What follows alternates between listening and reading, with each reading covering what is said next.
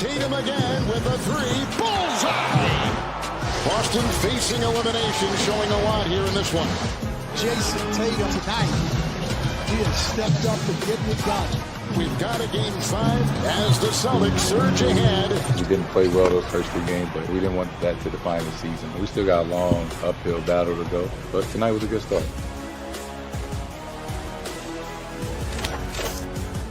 Good morning, everybody. Welcome to First Take. Thank you for being with us. As you can see, crewed up and ready to go. Stephen A. with a much-deserved day off. He'll be back tomorrow, but we are in good hands. Ladies and gentlemen, we ready to do this? Let's do it. All right, let's get it. Game 5 tonight in Beantown. The Celtics looking to build off their momentum from Game 4. Meanwhile, Jimmy Butler and the Heat will look to close it out and punch their ticket to the finals. Here's Butler on a Boston momentum swing. Jimmy, it's only one loss, obviously, but is there any concern on your part that this could start to build momentum on the Boston side of things? No. If anything, it'll build momentum for us, knowing that we have to play with a lot more energy. And, we got to play like our backs are against the wall. But I think all year long we've been better and able to do things the hard way. All right.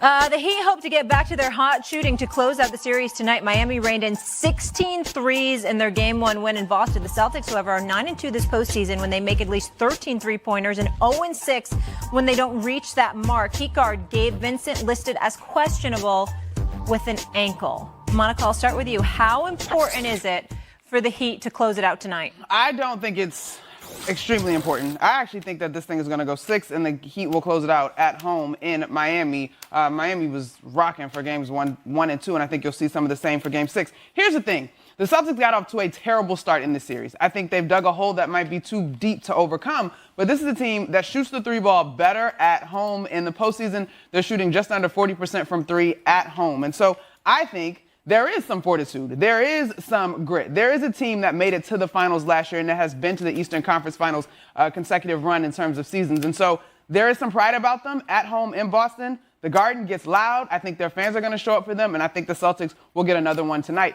But I just don't know that they'll be able to overcome the deficit that they built in the series in totality. I'm going to quote, there's a great song from the early part of this millennium that is called It Ends Tonight, All-American Rejects. It ends tonight. There is pressure on the Celtics still to keep this thing going. There's pressure on the Miami Heat to not want to keep this narrative going of the first team to come back from an 0-3 deficit. But one thing I do know, and I've talked to people who are friends of Jimmy Butler, he's not the type of guy that likes to hear this kind of stuff. And so he will be closing the lights tonight in Boston. That's the attitude he brings into games like this. If you saw that smirk on his face in the fourth quarter of Game 4, he was like, all right, so you got one. Okay. But we're going to end the party now. And the more we have talked about this over the last couple of days and Greeny's been all over this 0-150, somebody's got to be that one. That O's got to go. And Jimmy Butler is saying, nah, I'm closing the lights out tonight in Boston. Wendy? Yeah, Molly, I don't think it's vital that they win because when you're ahead 3-1, your backs are not against the wall, despite what Jimmy Butler wants to say. But I understand why they're trying to present it that way, because I think one of the things that you could see in Game 4 was that the Heat lost their edge a little bit. They enjoyed such success in this series. I mean, Eric Spoelstra was actually caught smiling on the bench during Game 3. Eric Spoelstra never non-ironically smiles during a game. And when he did that, it was just an indication, hey, the Heat thought they were in great position and they lost their edge. So I think one of the things that they don't want to do is for that to become a slippery slope. But I will point out, the Heat were in this position in the first round. You know, the Milwaukee Bucks were a team that a lot of people thought were going to win this Eastern Conference this year. They were favored. They were the number 1 seed. There was an expectation that the Bucks would at least get that series back to Miami for Game 6. And the Heat went up there and took care of business up in Milwaukee in a tough place to play, in a tough environment. You may remember Jimmy Butler talking trash to Drew Holiday. I'd never thought I'd see that. I mean, that was amazing. And so the Heat have some history here that they can get this done. They're also got 5 road wins in the playoffs, which is amazing when you consider that they're the number 8 seed. So I don't think that they're going to feel pressure tonight, but I do think that that they are very, very capable, and that this is really going to probably come down to if Boston's hot shooting can continue. They're so reliant on the outside shot. And when they make it, it affects the rest of their game. I wish it wasn't that way. I wish I could. I would have more to go on than just say, well, let's see who makes shots. But frankly, the stats and the demeanor say that that's what's going to matter for the Celtics. You mentioned the three-point shooting for the Celtics, Wendy, and that's absolutely correct. But also for the Heat, right? Prior to Game 4, they were shooting 48% from three as a team. And yes, they have shot the three ball, and we witnessed it much better in the postseason than they did during the regular season. But I did expect their three-point shooting as a team to regress sort of to the mean, or water to finest level, as they say. Look, this game could go either way. And this series has been tons of fun because as long as you're not a Celtics fan, because it has been so surprising. I just think, to me, the other part of this conversation is that these same two teams were here last year. And Jimmy Butler is one of those guys who strikes me as, and I think you guys would probably agree, he's not going to give it up again. Now, we don't necessarily have to talk about tonight per se. Han, you could be absolutely right. If he has to run the point guard spot because of Gabe Vincent's injury, he could go off and have a 50-piece. Anybody that has watched basketball and Jimmy this postseason understands that that is fathomable. But I do think that we saw the worst of the Celtics in games 1 and 2. And there's more there.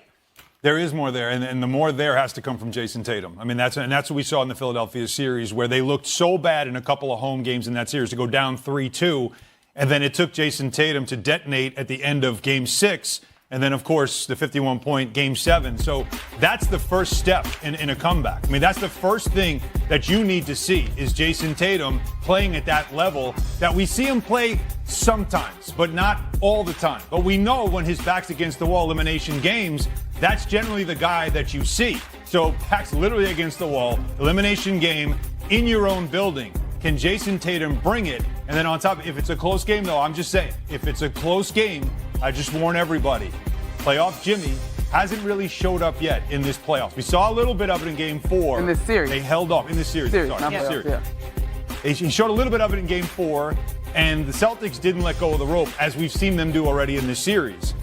But if this game is close in Game 5 in Boston, this could be an epic, like what we saw with Giannis and Tatum a couple of years ago in the playoffs. This could be something like that. It could be special tonight. The Heat are 6-2 in clutch victories in this postseason. The Celtics are just 4-6. So I'm with you. If it's tight in the fourth, of these two teams, the Heat have been far more comfortable late in tight games, Wendy.